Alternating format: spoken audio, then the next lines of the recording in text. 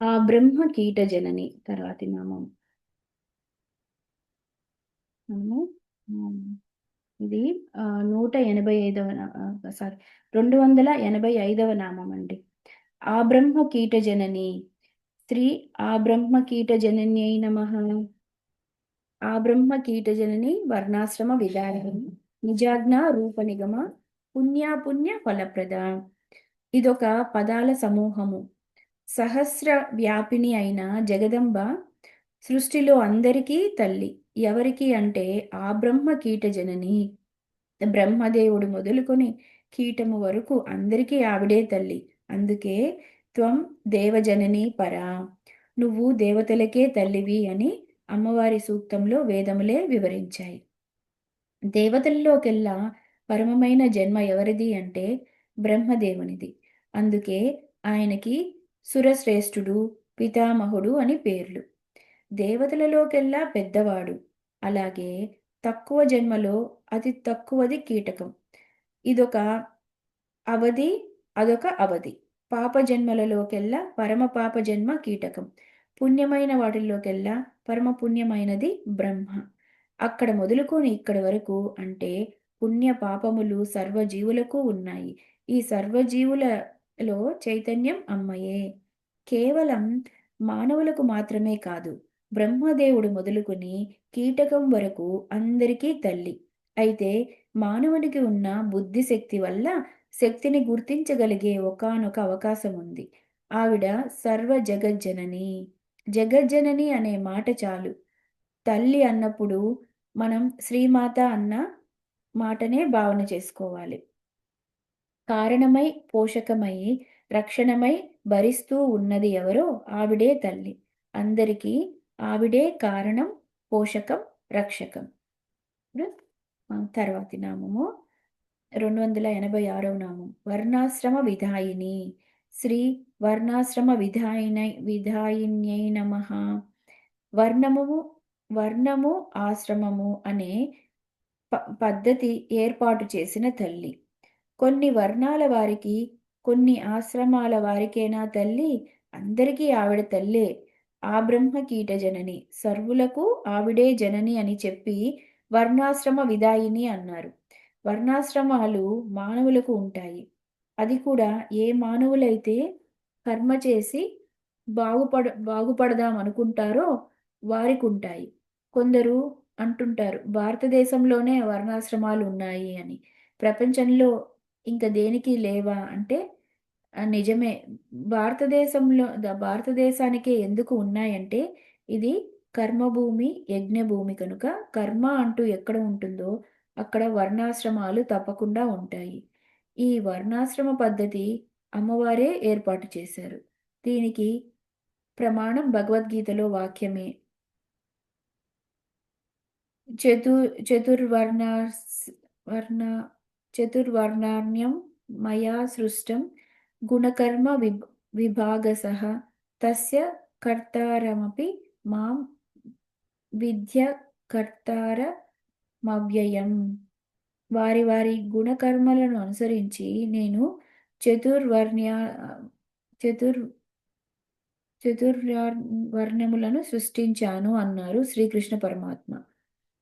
మానవులు పుట్టడం ఒకేలా పుడతారు. కానీ వారి గుణ కర్మలను బట్టి 4 వర్ణాల వారని నిర్ణయించాలని భగవద్గీతలో చెప్పారని కొందరు అంటారు. కానీ అలా చెప్పలేదు. అలా చెప్తే సృష్టం అనే మాట రాదు. నేను సృష్టించాను అన్నాడు. పుట్టుకతోనే ఈ వర్ణాలంటూ ఉంటాయి.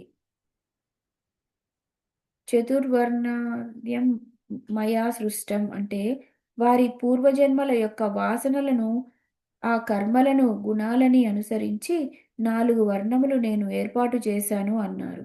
అలాగే చతురాశ్రమములు ఇది వ్యవస్థ. మానవుడు బాగుపడటానికి భగవానుడు ఏర్పాటు చేసిన వ్యవస్థ పేరు వర్ణాశ్రమ వ్యవస్థ. ఇది నేనే చేశాను, నేను చేయలేదన్నాడు. వాటికి కర్తను నేను, అకర్తను కూడా నేనే అన్నాడు. ఏ మాట ఎందుకు చెప్పాడు? అదే అక్కడ ఉన్న అందం. అంటే భగవంతుడు ఎవరికో కొందరి మీద ప్రేమ పుట్టి ఒకరిని ఒక వర్ణంలో ఇంకొకరిని ఇంకొక వర్ణంలో పడేయడు. వర్ణాశ్రమ విదాయిని నామం చాలా జాగ్రత్తగా అర్థం చేసుకోవాలి. దీనికి శాస్త్రీయమైన అర్థమే చెప్పుకోవాలి. వర్ణాశ్రమ విదాయిని అనేది ఎందుకు చెప్పింది అంటే, ఇది లేనిదే తరించలేరు. వేదాంతంలో ఇవన్నీ లేవు అనుకోవచ్చు. కానీ అక్కడి వరకు వెళ్ళటానికి ఇవన్నీ కావాలి. అందుకే మహానుభావుడు శంకర భగవత్పాదుల వారు అపరోక్షానుభూతిలో మొదటి వాక్యంలో వర్ణాశ్రమ ధర్మేణ తపసా హరితోషణాత్ అన్నారు. ఈ వాక్యం భాగవతంలోనూ విష్ణు పురాణంలోనూ కనబడుతుంది. ప్రతి వ్యక్తి కూడా వేదాంతంలోకి వెళ్లే ముందు వారి వారి వర్ణానికి వారి వారి ఆశ్రమానికి అనుగుణమైన ధర్మాన్ని ఆచరించి అవి కూడా విష్ణు ప్రీతికి చేస్తున్నాను అని చేయాలి. అలా చేస్తే వాని చిత్తానికి ఏకాగ్రత, శుద్ధత ఏర్పడతాయి. అవి లేకపోతే సంస్కారం ఉండదు. అందుకు కర్మ సంస్కారం ఇవ్వడానికి పనికి వస్తుంది. అందుకు వర్ణాశ్రములు అనేది శాస్త్రం చెప్పింది. సనాతన ధర్మం వర్ణాశ్రమాల మీద ఆధారపడి ఉంది. ఈ వర్ణాశ్రమములలో ఏది ఎక్కువ, ఏది తక్కువ అని ప్రశ్నిస్తే ఎవరి వర్ణం వారికి ఎక్కువ. ఎక్కువ తక్కువలు ఏవీ లేవు. లోక వ్యవస్థ నడవడం కోసం పరమాత్మ వర్ణాశ్రమ వ్యవస్థను ఏర్పాటు చేశాడు. భారతీయ సంస్కృతిలో ఋషులు ఉన్నారు కనుక దీనిని వ్యవస్థ చేశారు. కానీ వర్ణధర్మం మాత్రం ప్రపంచమంతా ఉంది. ఆ మాటకి వస్తే జ్యోతిష్య శాస్త్రంలో గ్రహాలకు కూడా వర్ణాలు ఉన్నాయి. వృక్షాలలో, శిలలలో కూడా బ్రాహ్మణ శిల, క్షత్రియ శిల మొదలైనవి ఉన్నాయి. అంతేకాక పుంశిల, పుంశిల, నపుంసక శిల, స్త్రీ శిల అని శిలాభేదాలు ఉన్నాయి. స్త్రీ దేవత విగ్రహాలు చెక్కాలంటే స్త్రీ శిలలే వాడాలి.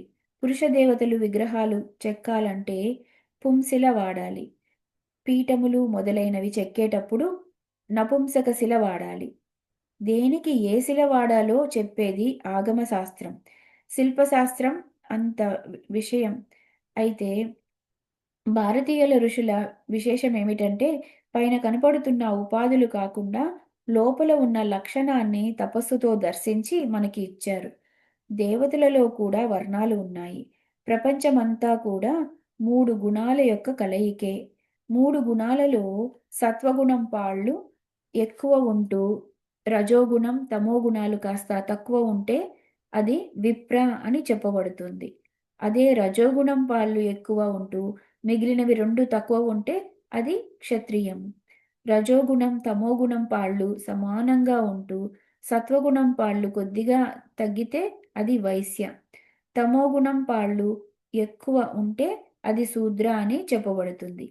ఇన్ని గుణములు అమ్మవారి స్వరూపములే అయినప్పుడు ఏది తక్కువ, ఏది ఎక్కువ?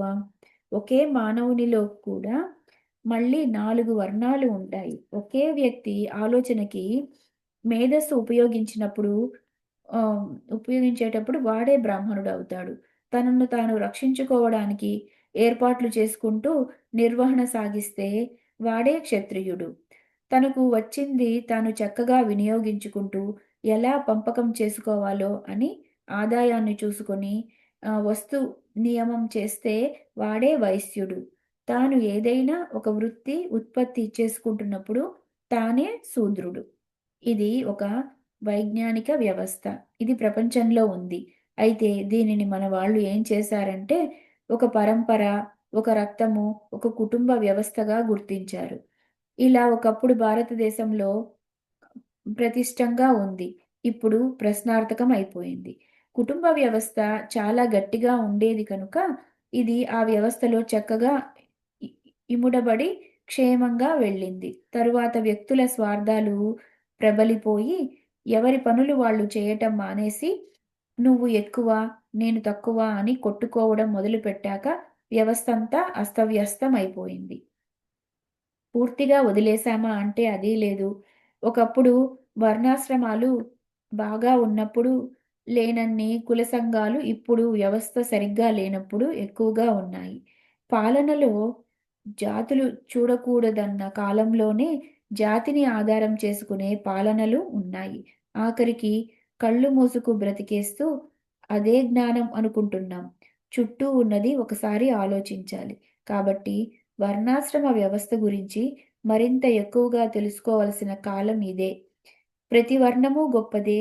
ప్రతి వర్ణం వారికి శాస్త్రం విధించిన కర్మ వారు చేసుకుంటూ, వారు సత్వగుణాన్ని పెంచుకుంటూ, ఈశ్వర భక్తి కలిగి ఉంటే అది వారిలో సత్వగుణాన్ని క్రమంగా ఆహ్,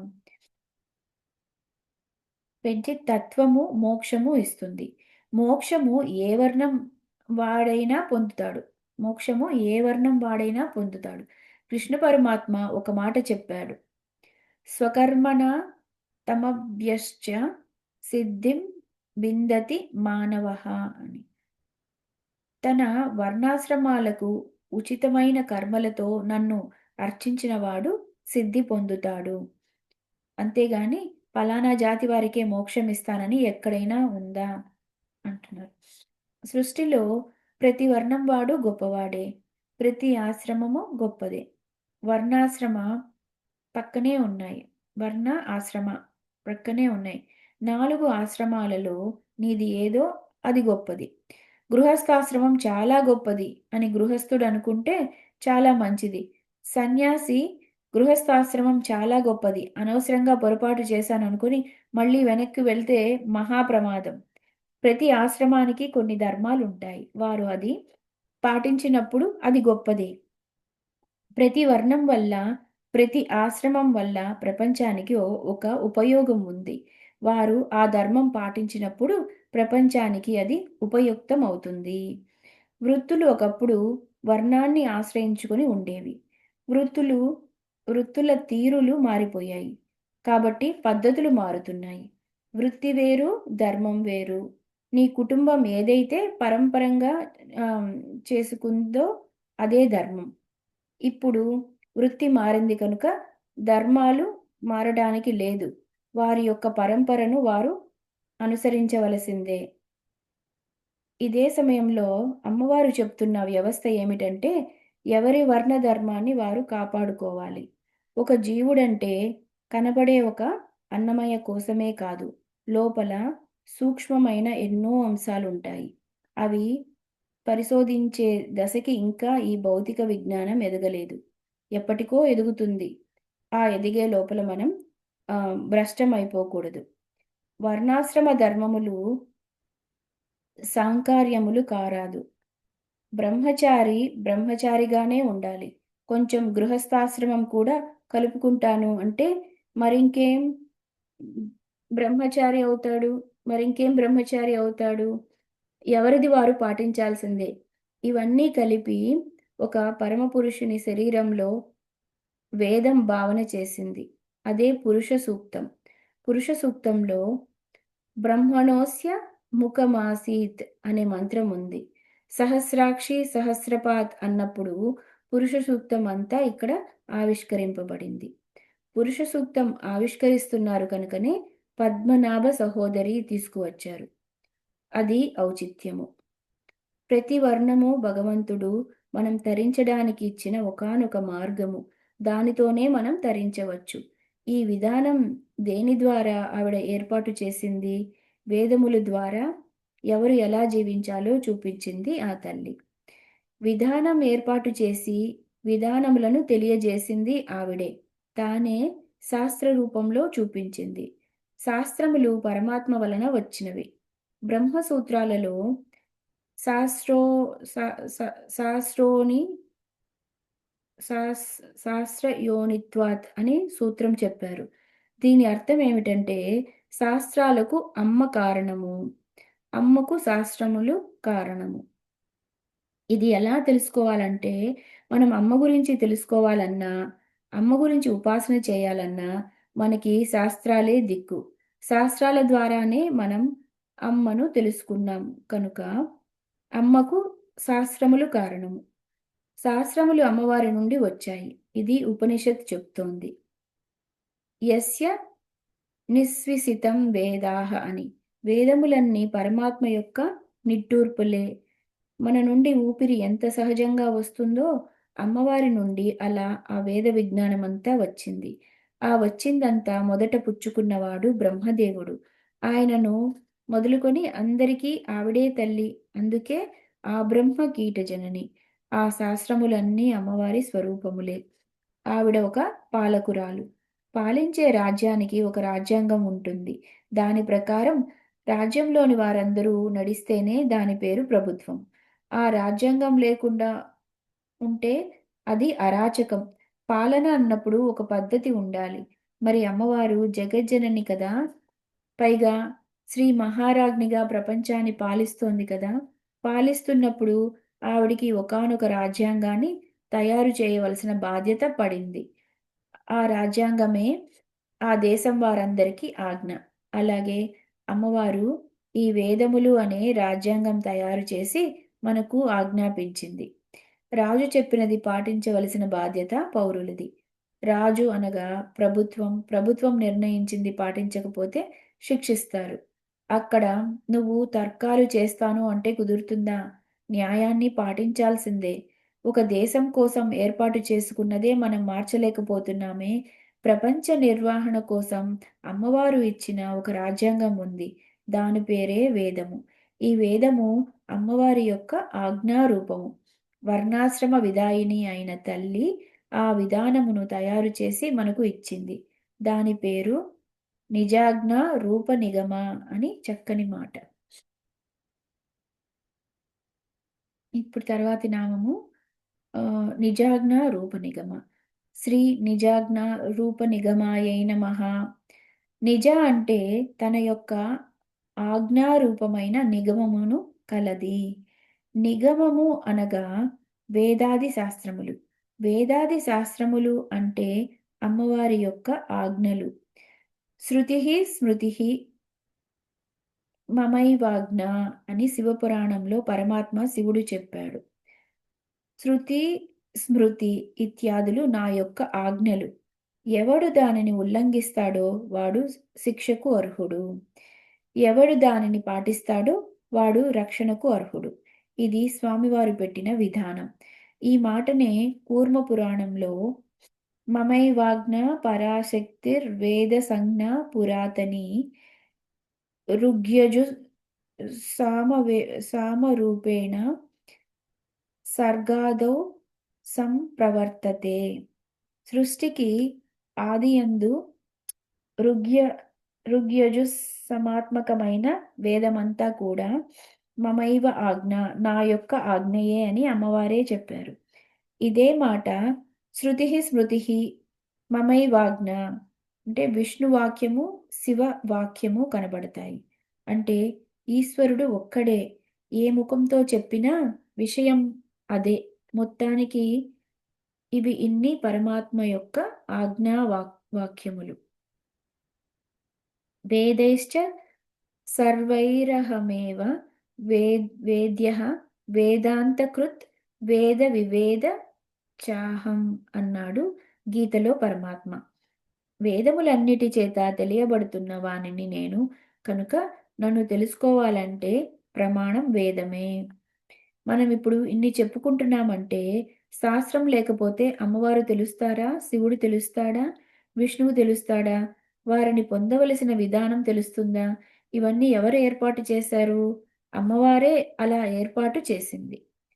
ప్రాచీనుల దృష్టిలో శాస్త్రము అనగా వేదమే.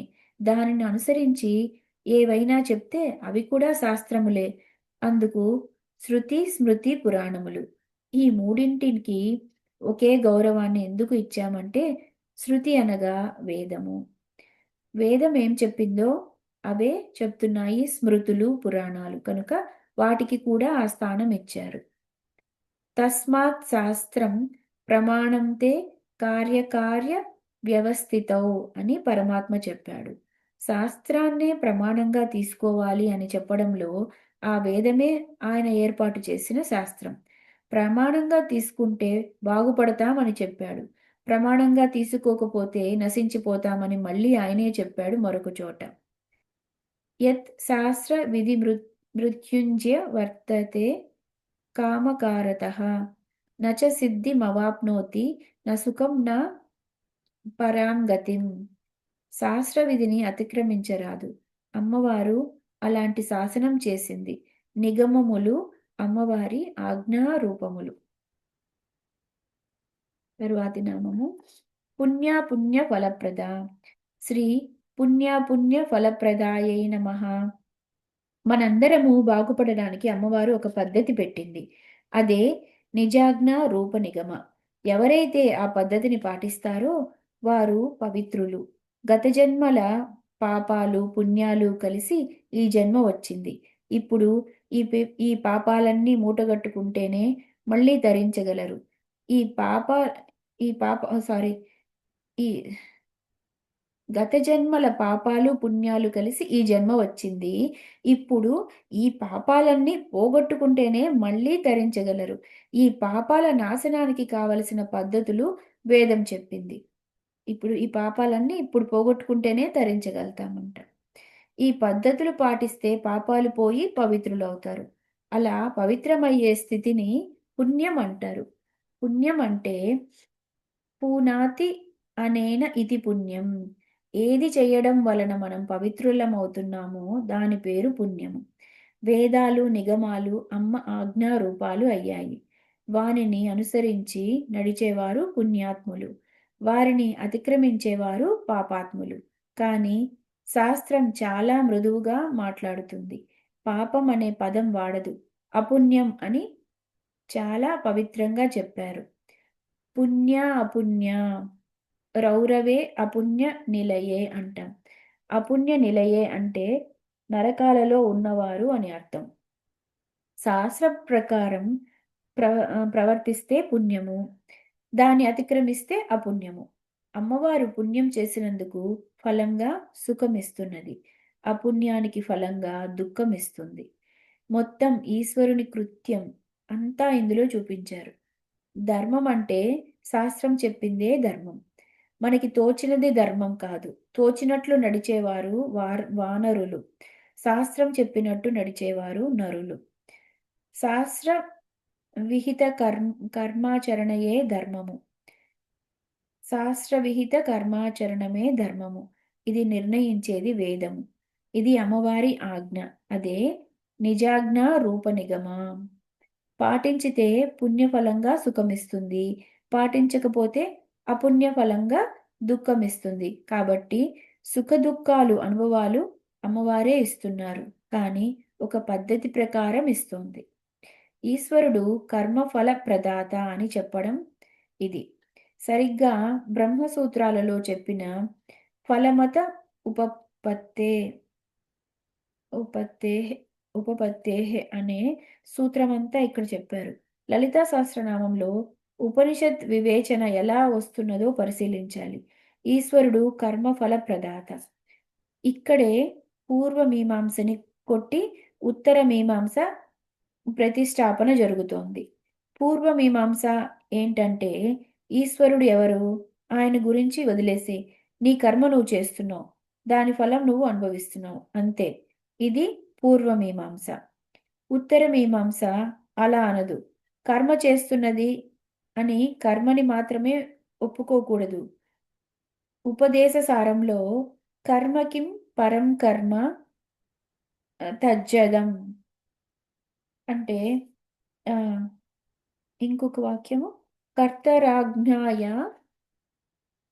ప్రాప్యతే ఫలం అన్నారు రమణ మహర్షి. కర్మ ఏం చేస్తుంది? అది జడమైనది. కర్మ ఫలప్రదాత ఒకడున్నాడు అని ఈశ్వర అస్తిత్వాన్ని ఉత్తర మీమాంసలో మనం తెలుసుకుంటున్నాం. కర్మ ఫలప్రదాయిని ప్రదాత అనే మాటనే పుణ్య ఫలప్రద అని చూపించారు.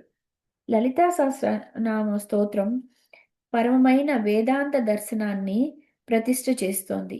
వేదాంతం ఉత్తర మీమాంస.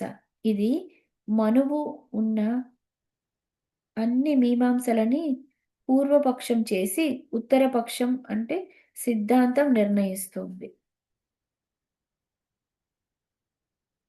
లలితా సహస్రనామము వేద ప్రమాణంగానే ఉంది అని చెప్తున్నారు. వేదం ద్వారా శాస్త్రం చెప్పిన కర్మలు అన్నీ చిత్తశుద్ధి కోసమే. చిత్తశుద్ధి తరువాత బ్రహ్మజ్ఞానం పొందాలి. ధర్మం చేస్తున్నప్పుడు బ్రహ్మజ్ఞానాన్ని దృష్టిలో పెట్టుకునే ధర్మం చేయాలి. ధర్మాచరణ వలన చిత్తశుద్ధి ఏర్పడుతుంది. చిత్తశుద్ధి ఏర్పడితే వేదాంతం అర్థమవుతుంది. చిత్తశుద్ధి లేని వారికి వేదాంతం చెప్తే మహాదోషం. ముందు మనం పుణ్యమైన కర్మలు చేస్తేనే పాపం పోతుంది. ఆ పాప దోషాలు పోతేనే వేదాంతం అర్థమవుతుంది. ఇలా చూస్తే వర్ణాశ్రమ విధాయిని, పుణ్య ఫలప్రద ఇదంతా వేదంలో పూర్వ భాగం అంటే కర్మకాండ. దాని తరువాత జ్ఞానకాండ అంటే వేదాంతం. కర్మకాండలో అమ్మవారు నిజాజ్ఞ రూప నిగమగా ఉంటూ మనం చేసిన పుణ్యాలకి ఫలాలు ఇస్తూ కనబడ్డారు. వేదాంతం అనగా వేదం చివరి భాగమైన ఉపనిషత్ భాగంలోకి వెళ్తే అక్కడ పరతత్వంగా ఆ తల్లియే ప్రతిపాదన కనబడుతోంది. ప్రతిపదింపబడుతోంది. ఈ మనం పుణ్యకర్మలు చేసినట్లయితే అనుగ్రహించి చిత్తశుద్ధిని ఇస్తుంది. ఆ చిత్తశుద్ధి ద్వారా వేదాంత విద్యని తెలుసుకుంటే జ్ఞానరూపిణిగా అనుగ్రహిస్తుంది. తరువాతి నామం శృతి సీమంత సింధూరి కృత పాదాబ్జ ధూళిక. శ్రీ శృతి సీమంత సింధూరి కృత పాదాబ్జ ధూళికాయై నమః. ఇదంతా కలిపి ఒకే నామంగా చదవాలి. వేదాలన్నింటినీ ముత్తైదువులైన స్త్రీ రూపాలుగా చూపించారు. అమ్మవారి నుండి వచ్చిన వేదాలు అమ్మవారి పుత్రికలైన వేదకాంతలు అని భావించాలి. ముత్తైదువులు అందరూ అమ్మవారి పాదాలకి నమస్కారం చేశారు అంటే వేదాలు అమ్మవారిని స్తుతిస్తున్నాయి అని చెప్పడం. ముత్తైదువుకి పాపిట ఉండాలి. వారు అమ్మవారికి నమస్కారం చేయగానే వారి పాపిట అమ్మవారి పాదాలకు తగిలింది. అమ్మవారి పాదాలకు పారాణి అంటుకుంది. అది కాస్త నమస్కరించిన వేదకాంతల పాపిట పాపిట అంటే సీమంతానికి అంటింది. అమ్మవారి పాదాబ్జ ధూళి అనగా పాద పద్మాలకు ఉన్న ధూళి. ఇది కుంకుమ వల్ల వచ్చింది కావచ్చు, లోక సంచారం వల్ల వచ్చింది కావచ్చు, పూజాదుల వల్లే వచ్చింది కావచ్చు. ఏదైనా అమ్మ పాదాలకి ఉన్న ఆ ఎర్రని ధూళి నమస్కరించిన వేదకాంతల పాపిటకి సింధూరంలా అంటింది. వేదాలు అంటే మనందరం గౌరవించేవి. అవి అమ్మవారి ఆజ్ఞని పాటిస్తాయి. ఆజ్ఞ పాటించే వారే వెళ్ళి అమ్మ పాదాలపై పడి దండం పెడతారు. అమ్మవారు ఆజ్ఞారూపాలుగా వచ్చిన వేదాలు అమ్మవారు ఆజ్ఞారూపాలుగా వచ్చిన వేదాలు మనల్ని శాసిస్తున్నాయి. వేదకాంతలందరూ నిత్యం అమ్మవారికి నమస్కారం చేస్తున్నారు అంటే అర్థం వేదాలు ఎప్పుడూ అమ్మవారిని శృతి సంస్కృత వైభవగా అన్నట్లుగా స్తుతిస్తున్నాయి. అమ్మవారిని ప్రతిపాదిస్తున్నాయి. స్త్రీకి ఐదవతనమే అందం. ఆ ఐదవతనం ఉన్న సౌందర్యం కనబడుతు కనబడుతుంటే గౌరవం. వేదకాంతలకి ఐదవతనపు సౌందర్యం పాపిట సింధూరం పెట్టుకోవడం వల్ల వచ్చింది. దానితో వారికి నిండుతనం వచ్చింది. వేదకాంతలకి సింధూర రూపమైన నిండుతనం అమ్మవారి పాదాల వల్లే వచ్చింది. మరొక అద్భుతమైన భావాన్ని పరిశీలిస్తే పాపిట అంటే శిరస్సుకే ఉంటుంది. వేదాలన్నీ కలిపి ఒక స్త్రీగా భావన చేస్తే శిరస్సు చివరి భాగం. చెట్టుకి చివరి భాగం కొమ్మలని చెప్తాం కానీ వేళ్ళని చెప్తామా? చెట్టుకి పాదవం అని పేరు కూడా ఉంది. అంటే పాదాలే మూల భాగం, చివరి భాగం కొమ్మలు. అలా వేదాలకి అంత భాగమే శిరస్సు. అదే వేదాంతం అని అర్థం. శృతికాంతల తలలు అంటే ఉపనిషత్ జ్ఞానం అని అర్థం. ఉపనిషత్తులన్నీ ఆత్మజ్ఞానాన్నే అనగా బ్రహ్మ పదార్థాన్నే పరమార్థంగా చెప్తున్నాయి. నిగమ మహార్థముల్ జగము నిండెను తన్నిగమాంత వైఖరుల్ నిగమచమై నిగమచయమ్ము కన్న హవని హవణించెను తన్ని గమాంత చూడమై అన్నారు విశ్వనాథ వారు. ఇది తెలుగు పద్యము. ఆ, కానీ కొంచెం నేను తప్పు చదివినట్టున్నాను. అంటే వేద జ్ఞానమే ప్రపంచమంతా నిండిపోయింది. మన శరీరంలో అన్నిటికంటే గొప్పది ముఖమే. అలా ఉపనిషత్తే వేదంలో గొప్పది అంటున్నారు. ఆ, తన్నిగమాంత చూడమై తగిలెను బ్రహ్మనాబడు పదార్థము. అంటే బ్రహ్మనబడు పదార్థము. ఆ ఆ వేదాంతమనడు పాపిటయందు తగిలెను బ్రహ్మ అనే పదార్థము. ఆ పదార్థము అమ్మ కాలి కొనగోటి రుచిచే ఆ, రుచిమంత మిదేమి చిత్రమో. అంటే ఆ బ్రహ్మ పదార్థం అమ్మ కాలిగోటి కాంతి వల్ల ప్రకాశిస్తోంది. అంటే అమ్మ పాదాలని ఆశ్రయించకపోతే బ్రహ్మజ్ఞానం ప్రకాశించదు అని చెప్పడం దీనిలో భావము. వేదాంత పరతత్వాన్ని చెప్తోంది కనుక ఇది గొప్పది అయింది. పాదాలని ఆశ్రయించిన వేదకాంతల పాపిటలో కనపడింది అమ్మ పాదధూళి. అంటే పాదాలు ఎక్కడ ఉన్నాయో ఆలోచించాలి. ఉపనిషత్తులు కూడా బ్రహ్మ పదార్థాన్ని తెచ్చి చేతిలో పెట్టవు. మనకి బ్రహ్మ పదార్థాన్ని గురించిన ప్రకాశాన్ని ఇస్తాయి. అంటే విచారణ చేసుకునే జ్ఞానాన్ని ఇస్తాయి. వాటిని ఆధారం చేసుకుని మనం సాధన చేసి బ్రహ్మ పదార్థాన్ని పట్టుకోవాలి. అందుకే వేదాంతములందు బ్రహ్మ పదార్థ విచారణ జరుగుతుంది. ఆ విచారణ అనేది కూడా అమ్మ పాదాల నుండి వచ్చిన ధూళే. పాదాబ్జ ధూళిక అన్నారు. పాదపద్మముల యొక్క ధూళిక అంటే బయట నుండి వచ్చి పడేది కాదు. పద్మానికి సహజంగా కేసరాలని ఉంటాయి. దాని ధూళి ఇది ఒక అర్థం. అమ్మ పాదాల యొక్క ధూళి మట్టి ధూళి ఇసుక ధూళి కాదు. అది కాంతి ధూళి. ఎప్పుడైనా కాంతి కిరణాలు ప్రసరిస్తున్నప్పుడు చిన్న చిన్న కాంతి రణజాలములు మనకి కనిపిస్తూ ఉంటాయి. అమ్మ పాదాబ్జ ధూళి అంటే అమ్మ పాదాలు బ్రహ్మ పదార్థం అయితే బ్రహ్మ పదార్థం యొక్క జ్ఞాన కాంతి పుంజమే పాదాబ్జ ధూళి. ఆ కాంతి పుంజములు వేదాంతమునందు చెప్పబడుతున్నాయి. ఈ నామంలో మరొక అర్థం వేదాలు కూడా పరమాత్మని చెప్పడానికే ప్రయత్నిస్తున్నాయి కానీ పరమాత్మని అవి కూడా సంపూర్ణంగా చెప్పలేవు. అమ్మవారిని చూడటమే కష్టము, పాదాలని పట్టుకోవడం మరీ కష్టము, ఆ తల తాకించడం ఇంకా కష్టం. ఆ భాగ్యం వేదాలకి దొరికింది. అమ్మ పాదాల దగ్గరికి వెళ్ళగలిగే శక్తి వేద విజ్ఞానానికి మాత్రమే ఉందని తెలుసుకోవాలి. అక్కడ దాకా వెళ్ళినా ధూళి లభించింది అంటే వాటికి పాదం లభించింది. మనకి చూపిస్తున్నది ఆ ధూళే. మనకి వేదాంతమునందు కనబడుతున్నదంతా ఆ పరబ్రహ్మ పదం యొక్క కాంతి ప్రసారమే. పాపిట సింధూరమే ముత్తైదువ తలకి అందం. వేదాంతానికి అందం బ్రహ్మతత్వ ప్రతిపాదనయే. ఆ బ్రహ్మతత్వమే అమ్మ పాదధూళి. ఇన్ని విషయాలు ఒక్క వాక్యంలో చూపించారు. వేదాలు కూడా యతో వాచో నివర్తంతే అప్రాప్య మనసా సహా అన్నాయి. నేతి నేతి ఇది నిగమక ఓహో అంటారు తులసీదాస్.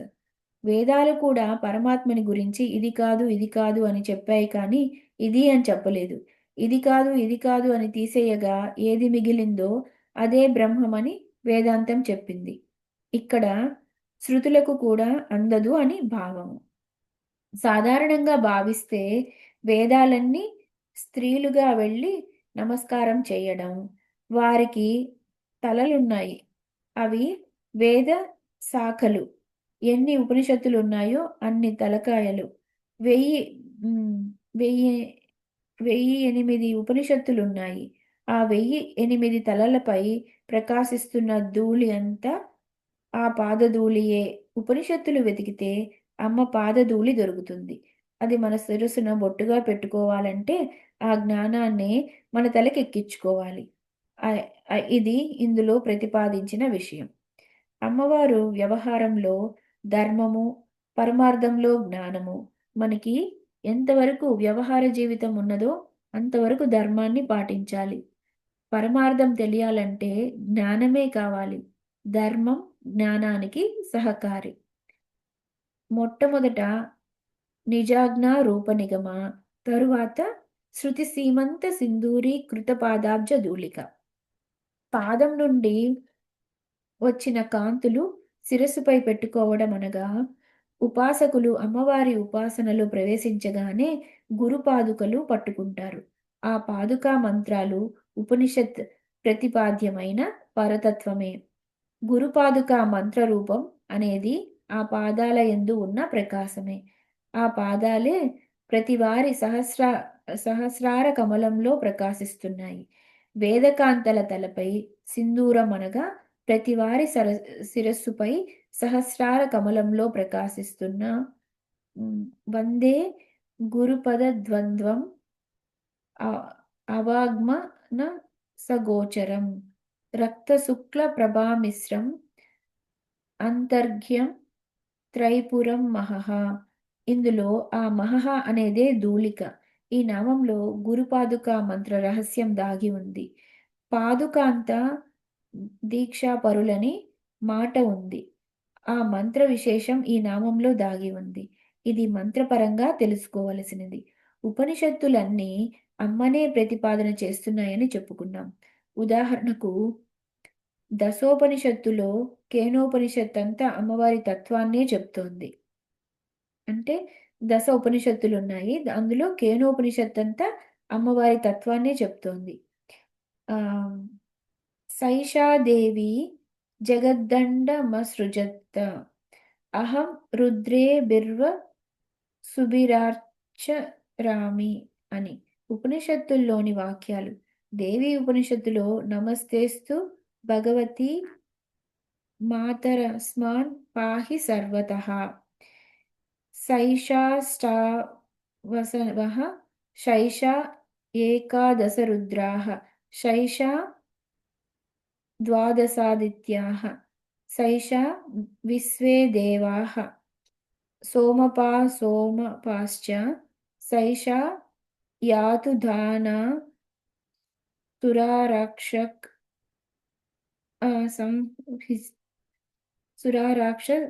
सुराराक्षसिपिशाचा यक्षा सिद्धाः सैषा